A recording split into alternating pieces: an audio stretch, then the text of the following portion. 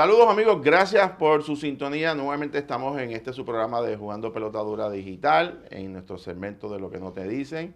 Para mí hoy es un privilegio contar con un gran invitado, amigo de muchos años, un profesional de primer orden y un conocedor del sistema energético de Puerto Rico y obviamente fuera de Puerto Rico. Me refiero al ingeniero Ricardo Ramos. Ingeniero, gracias por estar con nosotros. Muchas gracias, Jorge, Un por la placer invitación. siempre tenerte aquí con nosotros. Hemos habido mucho tiempo, así que me tomo la libertad de tutearte un ratito en lo que Claro que conversamos.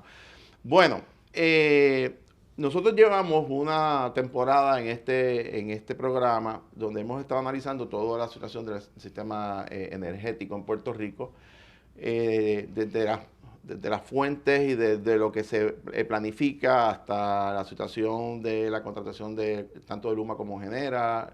Hemos explicado los procesos y las diferencias que ha habido con el gobierno, los adelantos que ha habido en unas áreas, en otras áreas en donde todavía pues hay que mejorar mucho. Y quiero mantener esa conversación, particularmente por una de las personas que más conoce sobre esto, pero no solamente sobre el tema energético, quiero hablar también sobre las futuras fuentes, cómo se está moviendo Puerto Rico hacia el gas natural, a nivel de las residencias, energía solar también. Y quién mejor que probablemente una de las personas que fue pionero en ese sentido, en darle una coherencia y una planificación futura a Puerto Rico en el sistema energético. Mi primera pregunta es, ¿cómo evalúas y cómo estamos en términos generales al día de hoy, luego del huracán María y con todas las cosas que han ocurrido en términos de la situación energética de Puerto Rico? Mira, en términos de lo que es la utilización de los fondos federales para mejorar el sistema eléctrico, aquello que fue impactado por el huracán y hacerlo entonces un estándar mayor de 160 millas por hora, etcétera, etcétera, desafortunadamente pues estamos lentos. El proceso de la asignación de los fondos, el proceso de la aprobación de esos fondos es sumamente burocrático y la entrada de Luma pues también creó un retraso simplemente por esa transición que tomó tiempo. Realmente esos fondos están comenzando, yo te diría, en este último año y medio, ha comenzado realmente los fondos a salir, los proyectos a salir. Soy consultor de varios contratistas que están realizándole proyectos importantes a Luma, a los de alumbrado público, los de reconstrucción de alimentadores de distribución. ¿Se están moviendo? Se están moviendo por fin. Por fin. En un principio, pues, una subasta estaba tomando 18 a 24 meses, que era realmente inaceptable, pero ya Luma pues ha cogido como que, ¿verdad? Ha engranado el sistema y las subastas están saliendo más prontas. La infraestructura en general no ha cambiado mucho. Sigue siendo esta infraestructura anticuada, con unas condiciones malísimas de corrosión, las anclas de las torres, los aisladores, todos esos herrajes están todos corroídos, los conductores se caen solos así, sin haber mucho viento ni nada de eso. Eso va a tomar mucho tiempo. La gente tiene que recordar que son miles y miles de millas de sistema eléctrico que corre y discurre por toda la isla de Puerto Rico. Tal vez por lugares que nunca debió haber estado tampoco, porque aquí Puerto Rico es posiblemente de los lugares más electrificados a nivel mundial, por milla cuadrada. De hecho, se lo ha hecho cualquiera. Puerto Rico está sumamente electrificado y eso fue producto de que eran fondos federales gratuitos. ¿Te acuerdas del programa de Rural Electrification Administration?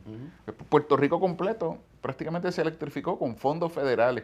No sé si te acuerdas también una película de Machucha que se llamaba El Alcalde. Y la película era él prometiéndole la luz a todo el mundo, tú sabes, al barrio. Si tú fueras a hacer un análisis de ingeniería, ¿verdad? Si esos fondos no hubieran sido gratuitos, tú hubieras analizado, dice, no es costo efectivo llevarle luz a aquellas 3 casas que están allá. Y no lo era. Y una compañía, por ejemplo, que no fuera pública, ¿verdad? Porque la autoridad en ese momento fue pública y fue una idea allá para la época de Moscoso y de Tocqueville. Pues se electrificó el país completo, pero parte de la quiebra de la autoridad es que hay lugares con luz que no se supone que tengan luz porque no es costo efectivo. Entonces lo pagamos todo, ¿verdad? Porque eso es otra de las cosas. La energía está socializada en ese sentido. O sea, todos los gastos entran a un pote y después se dividen entre todos los clientes. Si tú le fueras a cobrar a esas personas que te estoy mencionando tendrías que cobrarle 50 centavos el kilovatio hora, $1 el kilovatio hora, porque, vuelvo y te digo, llegar a los sitios que aquí hay luz es increíble. Y eso es parte de la quiebra, porque la autoridad necesita generar suficientes ingresos para que toda esa cantidad de personas y negocios pues reciban luz. ¿Qué nos pasó en ese proceso que llegamos a una quiebra y a una situación de una infraestructura tan deteriorada y prácticamente en ruina? O sea, ¿qué pasó? Un problema de gerencia, un problema de administración, muchos factores, un problema de falta de mantenimiento, altos costos de los convenios, o una mezcla de muchos factores, ¿verdad? Ciertamente es una mezcla de muchos factores, pero hay un hecho que para mí es el principal hecho que causó la quiebra, y yo entiendo que es fácil entender. Desde el 1989 hasta el 2016, ningún gobierno aprobó un aumento en la tarifa. Por razones obvias, por la política, ¿no? Porque el gobernador, ninguno. Ninguna legislatura, ningún gobierno. Desde el 89 al 2016, son 27 años. 27 años. Wow. Y la inflación del 89 al 2016 es como 91%. Wow. O sea que, ¿qué empresa no quiebra cuando tus costos se duplican y tú no puedes subir nada en lo que tú vendes, que es la energía eléctrica? Esa realmente... ¿Y a cuánto estaba el centavo kilovatio hora en esa época? Bueno, la tarifa básica, ¿verdad? Vamos a quitarle entonces lo del combustible, era como 4 centavos. Wow. Y se mantuvo en 4 centavos desde el 89 hasta el 2016. Se hicieron unos estudios a través del negociado que demostraban que hacía falta un aumento de 3.8 centavos. Pero la ley, ¿verdad? La ley 57, la que creó el negociado, también creó ciertos andamiajes que ayudaron a que la autoridad bajara un poco los costos, porque ellos asumieron unas responsabilidades que antes eran de la autoridad. Y además, aunque he sido crítico, ¿verdad?, del trabajo que hizo Alex Partners / Lisa Donahue, pero no todo fue malo. Hicieron cosas buenas, se crearon unos ahorros en la administración y el manejo de los combustibles, etcétera, etcétera. Y esos 3.8 centavos se cambió la solicitud a 1.9 centavos. Y el negociado eventualmente le aprobó en el 2016, comenzando entonces en el 2017 la autoridad a cobrarlo, un 1.3 centavos. Tampoco fueron los 1.9. Claro. Y uno dice, pues casi no, eso es 34% menos. O sea que la autoridad dijo, yo necesito 1.9. Y me dieron 1.3, que es 34% menos de lo que la autoridad entendía que necesitaba para pues, administrar el sistema, dar mantenimiento, etcétera. Esos años, del 89 al 2016, no hubo prácticamente inversión de capital. Infraestructura. De infraestructura nueva, no hubo los programas de mantenimiento adecuados. Si no había el dinero tampoco. Porque no había el dinero. Se empezaron a emitir deudas para pagar nómina. Tú sabes que supuestamente eran para proyectos y no se usaban. Hay una figura que se ha salido con la suya en esta quiebra, y son las empresas, las compañías de ingeniería que formaban parte del proceso de emisión de bonos. Entonces, yo me pregunto cómo nadie los ha demandado, porque realmente ellos eran los que ante los bonistas decían, se está haciendo el trabajo y el dinero se está invirtiendo en obra nueva, cuando eso no era verdad. Y yo me pregunto, tú sabes, ¿dónde están? ¿Cómo es que la Corte de Quiebra o la misma Junta de Supervisión Fiscal no ha ido detrás de esas empresas? ¿Y en qué se usó ese dinero? Se usó para pagar nómina, para refinanciar deuda vieja, convenios colectivos. Eran terribles. O sea, los convenios colectivos en la autoridad no tienen comparación en el mundo, tú sabes, de lo malo que eran esos convenios para el pueblo de Puerto Rico. Eran malísimos, eran malísimos. Te pregunto, pasa el 2016, 2017, viene el huracán María, estaba cotejando el otro día un poco los eventos de aquella época, y recuerdo el anuncio del presidente Trump, siendo Trump, anuncia una asignación significativa de fondos de recuperación para diciembre del 2017, y luego, o sea, que va a haber una ayuda y demás, y luego se anuncia de que se va a transferir, se siga ayudando hasta hasta paciente su salida como presidente en el 2020. Y entonces te pregunto, ¿por qué ha sido tan complicado para el gobierno o para Luma o para Genera el poder acorrer el dinero federal? ¿Es un problema de burocracia? O sea, porque aquí se reciben fondos federales constantemente. ¿Por qué en el caso particular de energía ha sido tan lento y tan complicado? Sí, para empezar, el proceso sí es burocrático. Y sí es un proceso lento. Creo que hace como 3 o 4 años fue que se terminaron de utilizar los fondos de Katrina, que ahora cumple, creo que son 20 años desde que ocurrió. Pues 20 años estuvieron esos fondos, ¿verdad?, por ahí dando vueltas. La complicación adicional que tenemos acá en Puerto Rico es la falta de mano de obra. Es una cosa que, y se va a ver más, según vayan abriéndose las puertas, como te dije, ya por fin se están viendo los fondos, se están viendo las subastas, se está viendo que el trabajo está comenzando poco a poco porque es por reembolso. Entonces, volvemos al problema de la quiebra de la autoridad. La autoridad está quebrada. Si la autoridad no tiene dinero, que se lo facilita a Luma, para entonces hacer la subasta, para contratar a alguien, para que se haga la obra, para después pedir el reembolso, pues el proceso va a ser lento. Porque el argumento del gobierno de que el problema con Luma es que se le da el dinero para que haga los procesos y no, según el gobierno, y no logra los reembolsos efectivamente y por eso, según el gobierno, le está aguantando entonces el dinero. Ese es el proceso. O sea, ¿quién es el que pone el dinero entonces? ¿El gobierno de Puerto Rico? La Autoridad de Energía Eléctrica. Sí. O sea, por consiguiente, contractualmente no es Luma que saca de su bolsillo para meter dinero para invertir en un proyecto. No. Es el propio gobierno. No, Luma ha sacado dinero de su bolsillo, pero no es requisito del contrato. Okay. Ellos lo han dicho públicamente, ¿verdad? No es que me conste, pero ellos lo han dicho y yo pues, se lo creo. Porque ciertamente han habido unos proyectos y han habido unas tormentas y unas cosas que yo sé que la autoridad no tiene el dinero. Claro. Pues porque yo la dirigí, yo sé que están en quiebra y sé que no lo tienen y sin embargo se están haciendo cosas porque ellos están sacando su dinero, pero no es su responsabilidad. Y si la autoridad no estuviera en quiebra, posiblemente ellos sí podían poner más de su dinero, ¿no? Claro. Porque podrían conseguir una autorización de su junta de directores para invertir en el sistema de Puerto Rico y esperar los reembolsos. Pero ese no es el caso. La autoridad está en quiebra, la autoridad sigue insolvente, la autoridad tiene un problema serio de flujo de caja. Hoy todavía no hemos salido de la quiebra, tú sabes. Ese dinero que la autoridad le da es exclusivamente para obra de capital.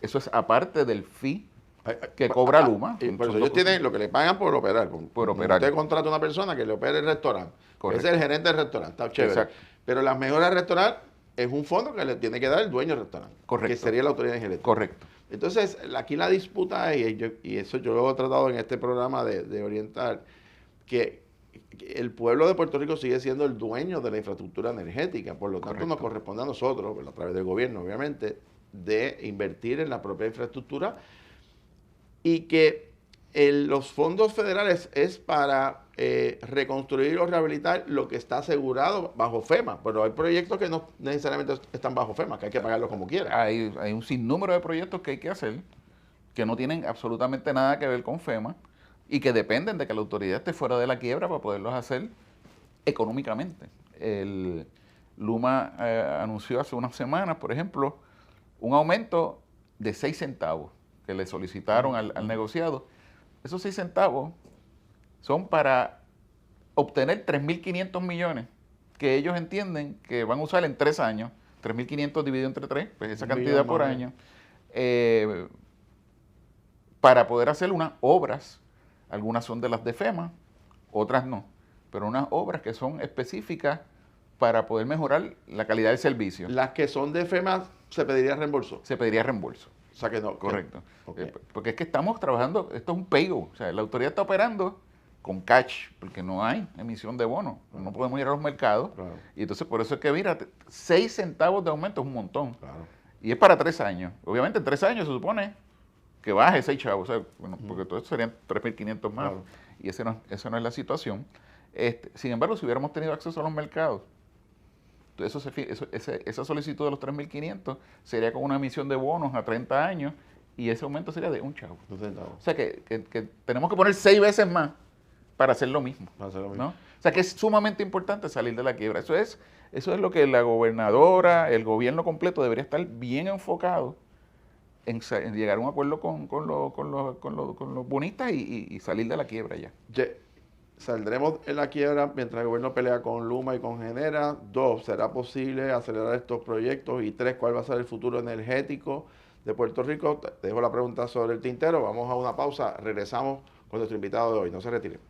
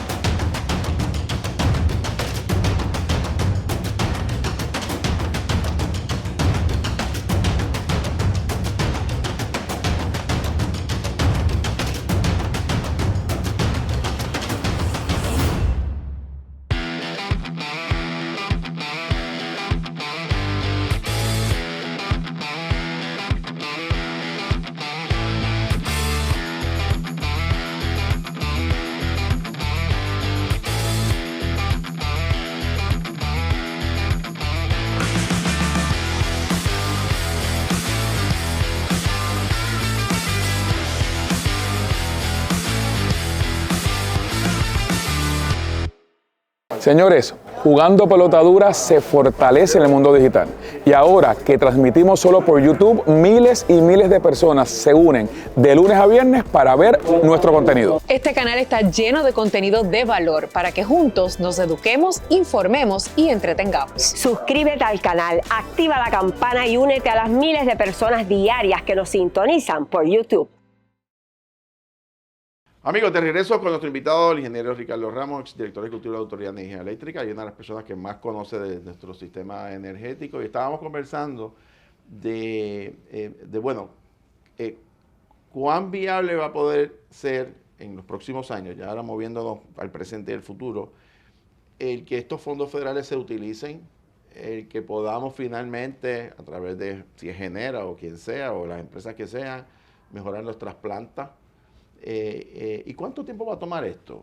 Honestamente, esto no es un día para otro, pero tampoco es la eternidad. O sea, ¿cuánto es tú dirías, un tiempo razonable, si las cosas se enderezan, obviamente, que el país pueda sentir o tenga una infraestructura mucho más estable, mucho más certera? ¿De cuánto tiempo estamos hablando?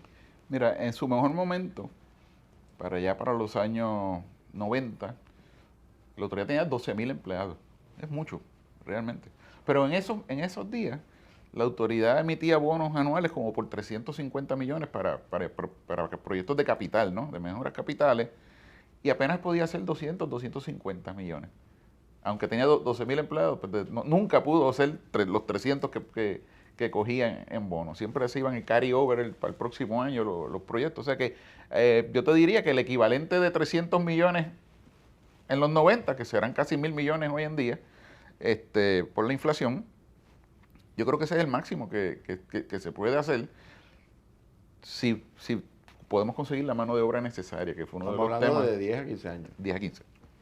fácilmente. En transmisión y distribución. Una planta nueva, por otro lado, entre la ingeniería, la permisología y la construcción y la puesta en marcha, son 8 años también. Wow. O sea que una planta nueva, ¿verdad? Ciclo combinado, estas que son bien eficientes, bien económicas en su producción, tarda 8 años. Y arreglar la red, utilizar los fondos FEMA, va a tomar 10 a 12 años. ¿Cuánto tiempo va a tomar en la planta de Guayama de carbón de AES, que supuestamente van a construir una de gas natural en otro predio de terreno al lado? Eso no es de un día para otro, porque aunque se ha planteado que no se usa el carbón, creo que hasta luego de 2031 se extendió, son 5 o 6 años, ¿estará en ese periodo de tiempo una planta de gas natural como ellos han anticipado? No para la fecha que se extendió el cierre, no. Lo dudo mucho, no creo. O sea que no habría manera, habría que volver a extender el término. Claramente, Probablemente, porque sí. si tumbas la te queda ¿cuánto? Probablemente. ¿Cuánto produce esa planta? Son casi 500 megavatios. O sea que es mucho. Otra pregunta, o sea que también estamos en unos escenarios un poco medio fantasiosos también, que se le da, Sí. porque hay mucho, una de las críticas que yo he hecho también es que se le habla mucho para las gradas a la gente. Para Desafortunadamente, que las sí. cosas suenen bonitas además y no se le dice la verdad. Nosotros tratamos de decirle a la gente la verdad. Correcto. Cuando el gobierno lo ha hecho bien, lo hemos señalado. Cuando han fallado, lo decimos. Cuando Luma ha hecho cosas buenas, lo decimos. Cuando está atrás en algo, pues lo decimos. O sea, yo creo que el país debe saber la realidad y no se le puede, o sea, nadie puede pensar que toda esta inversión multimillonaria va a llegar de un día para otro. Lo acabas de decir algo bien importante. Muchos de estos programas, de estos fondos son por reembolso. Seguro tiene que poner el dinero adelante. mayoría son Si por no lo reembolso. tiene, ¿de dónde, cómo va a Por financiar eso, la ¿no? obra? Y la autoridad está en quiebra. O sea, lo importante aquí es poder salir de la quiebra para poder obtener dinero de los mercados y empezar a que esa rueda empiece a correr, porque ¿verdad? No es que tú necesites 1.000 millones al año. Tú necesitas, entre comillas, los primeros 1.000, porque pues, te reembolsan 1.000 y entonces tú vuelves e inviertes 1.000, ¿no? Claro. O sea, tú lo que tienes que pensar es que esa rueda empiece a correr. Y por eso entonces, y lo has explicado mejor que nadie. Lo que tú planteas, para yo entender, y que yo te quiero hablar de un plan de creo que el 2019-2020, pero lo que tú planteas es que la manera más rápida y efectiva de hacer esto es lograr que si la autoridad no tiene el dinero, porque no la tiene, vamos a lo verías, no tiene el dinero para meterle $1 billón todos los años, es más, ni 700 millones. Correcto. Tienes que buscar a alguien que meta el dinero o irte a los mercados para que te den el dinero para que logres los reembolsos. Correcto. Porque la gente, se le ha vendido a la gente que esos 15.000 millones, si son 15.000 millones finalmente, porque han dado tantas cifras distintas, de fondos federales, están ahí. Que En no una caja fuerte allí. En una caja fuerte y que nadie tiene la combinación para sacar los chavos y eso no es así. Eso no. O sea, ahí hay un dinero que está disponible para reembolsar después que el gobierno haga la obra La haga bien, y la haga bien. que cumpla con todos los requisitos, ¿verdad? Federales, todo por el libro, subasta pública. Y ellos te hacen un adelanto. Han habido adelantos, y han habido adelantos del propio FEMA en algunos casos, y ha habido adelantos, por ejemplo, de vivienda, o de otras agencias federales, pero no son grandes sumas, no son grandes cantidades para todo el trabajo que hay que hacer. ¿Qué tú recomiendas por tu experiencia hacia dónde tenemos que movernos? Pero yo creo que el foco debe estar en resolver el asunto de la deuda. De la deuda. Yo entiendo que de los mejores acuerdos que se hicieron fue el del 2019. En el 2019 el recorte no era tan alto de la deuda, era un 32 a 34%. Lo que me gustaría rescatar de ese acuerdo... ¿Cuál es el acuerdo? ¿Ese acuerdo que lo hizo? En 2019, el experto en ese acuerdo realmente es Cristian Sobrino, porque él fue el que lo trabajó. La idea de la estructura, pues fue compartida esa idea cuando yo estaba como director de la autoridad, porque yo fui que obviamente declaré la quiebra, y la declaré porque el acuerdo anterior, que era el de Liceo Donahue, dependía y asumía que las ventas de la autoridad iban a subir 10% Que no era real. en 10 años. Eso no era real. Claro. La verdad era que iban a caer 24%. Claro. Y entonces yo quise desacoplar la tarifa del riesgo de las ventas de la autoridad. O sea, que lo que íbamos a pagar de deuda no variara según las ventas de la autoridad subieran o bajaran, que era el acuerdo que había anteriormente, el que le llamábamos el de Lisa Donaghue. Y entonces se hizo una estructura donde, por ejemplo, en los primeros 5 años se paga 2 chavos, y los próximos 5 años 2 puntos y piquito chavos, y los próximos 5 pues 3 puntos algo, y después entonces empezaba a aumentar anualmente al 2.5%, ¿verdad? Como para contemplar la inflación, y tenía un cap en 4 puntos algo centavos por kilovatio hora, y ahí no subía más. ¿Qué pasaba si las ventas de la autoridad bajaban? Pues entonces, posiblemente en el término no se había pagado la deuda, pues entonces se extendía el tiempo. O sea, el riesgo era el tiempo. El tiempo. El riesgo nunca era la tarifa. Cualquier CFO de una farmacéutica iba a la tablita y decía, mira, para el año que viene va a subir tanto adicional el pago de la deuda. Y podía hacer proyecciones, o sea, era una buena herramienta. Y eso me gustaba mucho de ese acuerdo. ¿Y qué pasó con ese acuerdo? Pues, eso fue en el 19. Entonces, en el 20 vino la pandemia, los terremotos y la Junta de Supervisión Fiscal, pues, entendía que el menoscabo que se le había hecho, ¿verdad?, a la economía de Puerto Rico por esos 2 eventos, requería un corte adicional. Un corte adicional a aquel acuerdo. O sea, que se retiró, fue el gobierno de Puerto Rico el que se retiró de ese acuerdo para buscar uno mejor, ¿verdad? Un recorte más grande. Y ahora mismo no tenemos ningún acuerdo. Ahora mismo no tenemos acuerdo, lo que se está ofreciendo es pagar el 20%, o sea, hacerle un recorte del 80% a la deuda. Yo no creo que eso vaya a volar. Y yo creo que esta salida de la Junta de Supervisión Fiscal tiene que ver con eso. Yo creo que eso no va a pasar. Mi recomendación es, vamos entonces un poquito hacia atrás.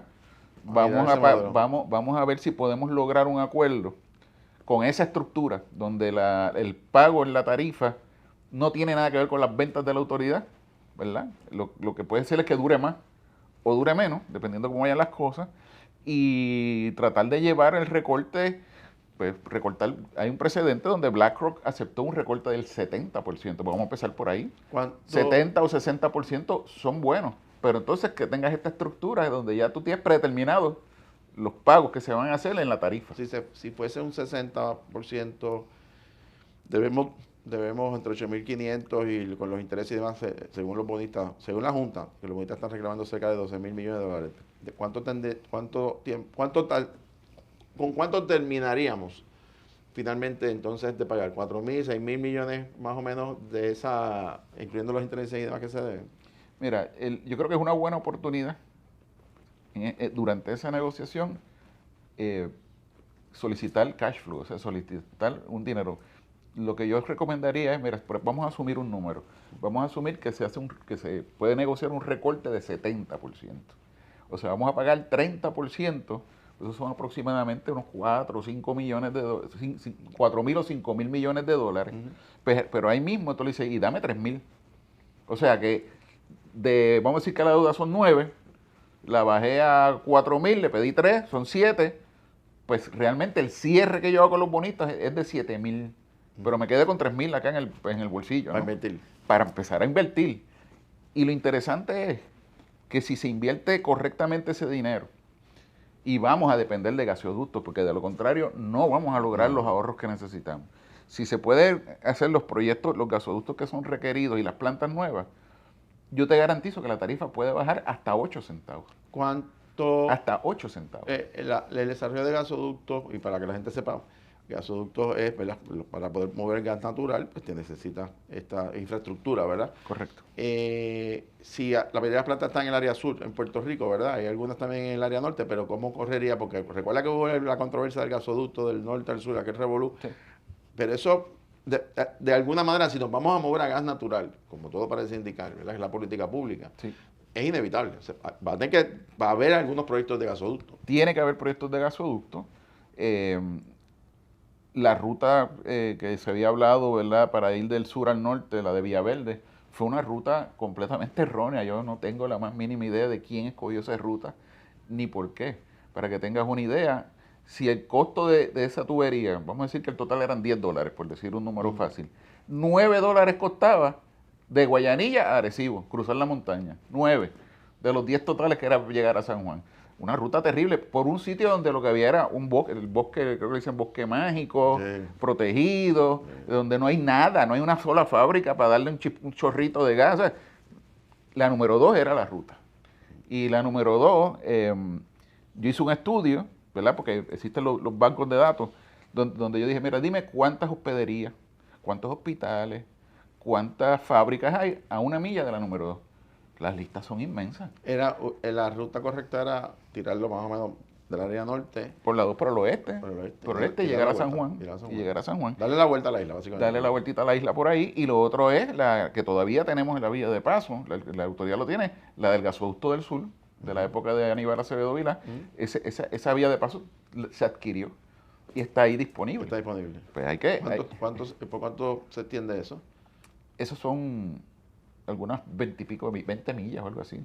Pregunto, moviéndome en esto mismo del futuro energético, hablamos de gas natural.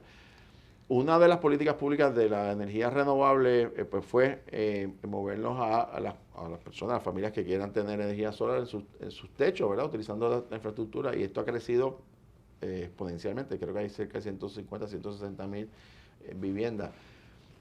¿Va a seguir esta tendencia, número uno? Número dos, la política pública de movernos hacia el gas natural, a tu juicio, de mover diésel a gas natural y la energía solar en las casas, va a ser el futuro energético de Puerto Rico, por lo menos por los próximos 20, 30 años?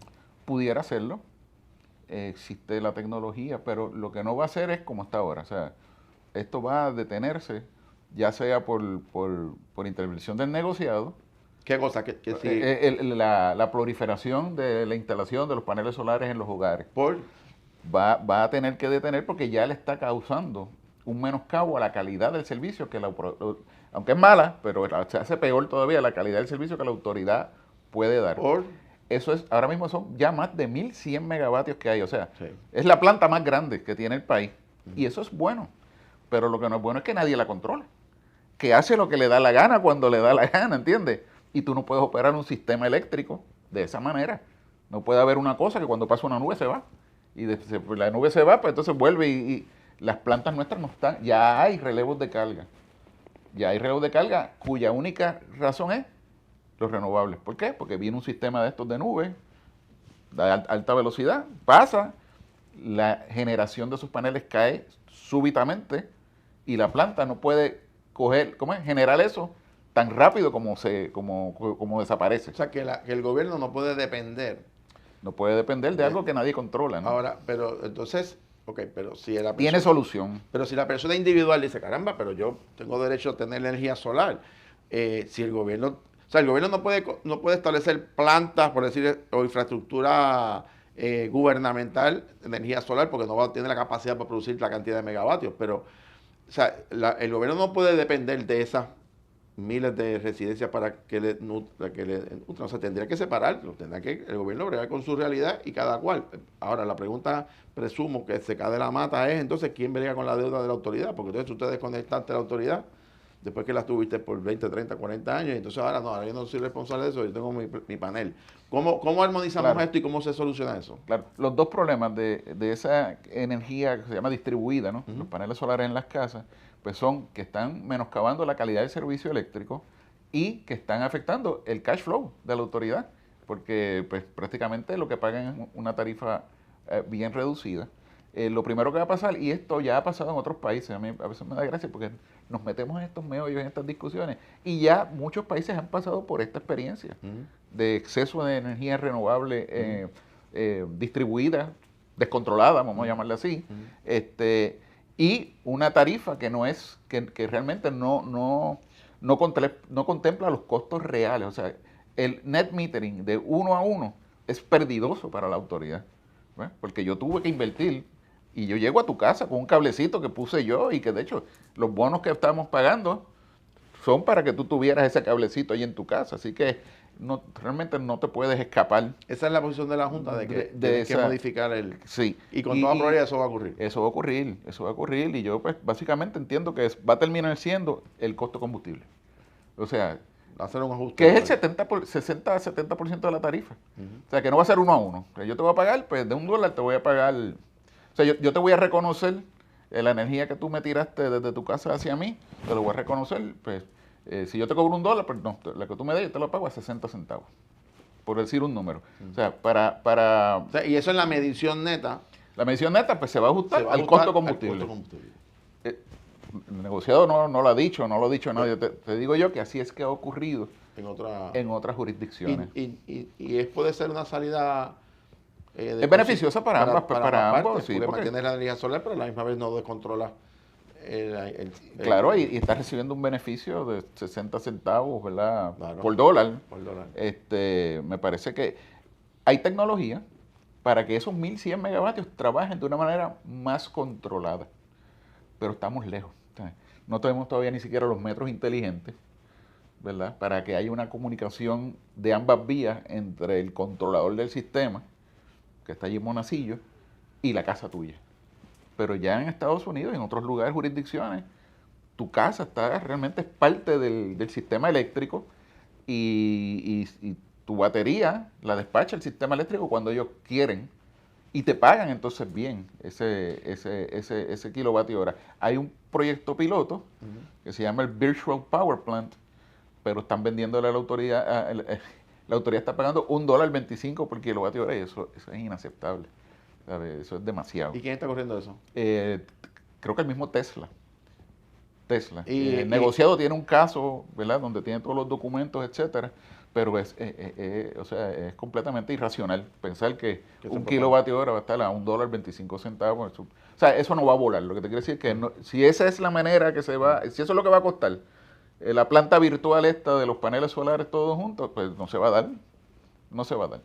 Te pregunto en este último tema, esta cosa de la controversia nueva que hay de los $300 del estudio de interconexión, que viene de un reglamento del 2019 por allá, que supone que se hiciera antes el estudio, ya están conectados, se lo están cobrando retroactivo. ¿Hay una manera de solucionar esto? Yo pensé, bueno, pues si se debe $300, que lo prorratean de la misma medición neta de manera prorrateada, que le corten 10 pesos por, no sé, por 30 meses, algo así. Sí, si legalmente tienen razón, ¿verdad?, para hacer el cobro, pues me parece que esa sería la manera de hacerlo, porque no, o sea, $300 para muchas familias puertorriqueñas es un montón de dinero. Eso son casi 2 meses de consumo de luz eléctrica, ¿no? Claro. O sea, que debería ser así, prorrateándolo, ¿verdad?, con el mismo net metering. Claro. Sí tienen razón para cobrarlo. Por último, ¿hay optimismo? ¿Tú crees que esto va a mejorar significativamente? ¿Crees que todas estas controversias que hay se van, ahora que están en los tribunales, y que los tribunales pues ya están interviniendo en las diferencias del gobierno con los contratistas, pero ¿cuál es tu visión futuro de nuestros retos energéticos? Yo soy un eterno optimista. Y a la verdad que nos hemos tardado demasiado. O sea, eso, la autoridad cayó donde cayó por muchos años y después de la quiebra tampoco hemos hecho mucho. Yo soy optimista. Hace falta liderazgo. Esto lo ha dicho mucha gente. Eso tú tienes a FAF, FOMB, el negociado, la autoridad, Luma, Genera, el Departamento de Energía de los Estados Unidos. ¿Quién manda? Esa es la pregunta. ¿Quién manda? Es como si nadie mandara. ¿Verdad? Y tiene que haber un liderazgo y tiene que haber un proyecto de país. Tiene que haber un líder que pueda explicarle bien a la gente que tenemos que todos trabajar juntos para lograr reformar el sistema eléctrico de Puerto Rico. Y eso incluye la aceptación de gasoductos, la aceptación de plantas nuevas y la aceptación de proyectos grandes de energía renovable, la aceptación de tener que instalar baterías. Yo te diría, un estimado, tenemos como $10,000 millones en fondos federales, ¿verdad?, para los asuntos de transmisión y distribución de FEMA. Hay otras cosas que hay que hacer en transmisión y distribución que no las va a cubrir FEMA, más las plantas nuevas. Eso es como $11,000 millones más. Estamos hablando que entre lo de FEMA y lo que realmente la autoridad debe de poner, estamos hablando de $21,000 millones. Yo entiendo que una vez salgamos de la quiebra, que tengamos algo de credibilidad, ¿no? Hay gente interesada en venir e invertir y hacer esas plantas nuevas. Vamos a hacerlas donde tenemos las viejas para no tener que entonces estar usando terrenos nuevos. ¿Ve? Vamos a hacer una verdadera alianza público-privada donde nosotros damos algo. ¿Qué vamos a dar? Pues aquí está la planta existente. Haz una nueva y después sal de esa. nosotros perdimos mucho tiempo por una buena razón, ¿verdad? Que fue la ley 17, ¿verdad? Que nos impone cumplir, ¿verdad? Con una cantidad de energía renovable demasiado altas en muy poco tiempo. Y eso lo que hizo fue que el proceso del Plan Integrado de Recursos, que es el resultado de un proceso de optimización, o sea, hay matemática envuelta ahí, se hacen millones de permutaciones y combinaciones matemáticas para tú coger la mejor solución. Pero si tú te dices, pero tiene que ser tanto por ciento renovable para tal año, pues entonces pues, converge en una solución que no es la óptima. Es como yo viniendo de Rincón para acá y tú me dices, no puedes coger la 52, ni la 22, ni esta. Bueno, pues entonces me queda una nada más, pues por ahí que me voy. Eso pasó. El Plan Integrado de Recursos no identificó lo que verdaderamente teníamos que hacer. Mi sugerencia ha sido que se corra el Plan Integrado de Recursos con todas las alternativas. Y después, y va a salir una, que va a ser la más óptima. Y después si queremos entonces decir, oye, si aumento más los renovables, pues va a aumentar el precio. Claro. Tú sabes. Y si pongo menos, pues, y entonces ahí tú puedes con el pueblo, ¿verdad? Con los consumidores tomar una decisión. Pero vamos a coger la solución óptima primero. Claro. Y después jugamos con esa solución y vemos qué es lo que pasa. Ah, no, que tú quieres más gas natural. Mira, más gas natural, realmente no converge, no es tan óptimo. ¿Quieres más renovable? No, la mejor solución se daña. Y eso lo puedes ver y lo puedes discutir. O sea que esa es mi recomendación. Creo que hay, pues, como te digo, un futuro. Creo que va a haber gente dispuesta a invertir en contratos de venta de energía, plantas nuevas. Esos contratos son a 30 años. Y creo que debemos de seguir, ¿verdad? Poco a poco, con cautela, moviéndonos hacia los renovables. Sobre todo aquellos que son controlables, que uno puede decirle, pedirle y que haga la cosa, ¿no? Claro. Dame 5 más, pues 5 más te da, ¿no? No cuando son así descontrolados y esporádicos. Claro. Bueno, gracias por haber estado con nosotros. Un privilegio compartir contigo y te quiero invitar, porque este es un tema recurrente, así que este es un tema que vamos a tener que estar todos los meses de alguna manera tocándolo y tú estás también con nosotros y siempre has estado jugando pelotadura y eres un recurso extraordinario por tu conocimiento y muy particularmente porque estás claro en términos de cómo el país debe de moverse. Yo coincido con tu posición y te agradezco mucho tu servicio al país y sobre todo que estés también colaborando de diferentes maneras en el sector privado a que Puerto Rico levante su infraestructura energética que tanto necesitamos. ¿Cómo no? Bueno, amigos, gracias a ustedes por su sintonía. Nosotros regresamos la semana que viene con otro tema interesante. Hasta entonces, que pasen buenas noches.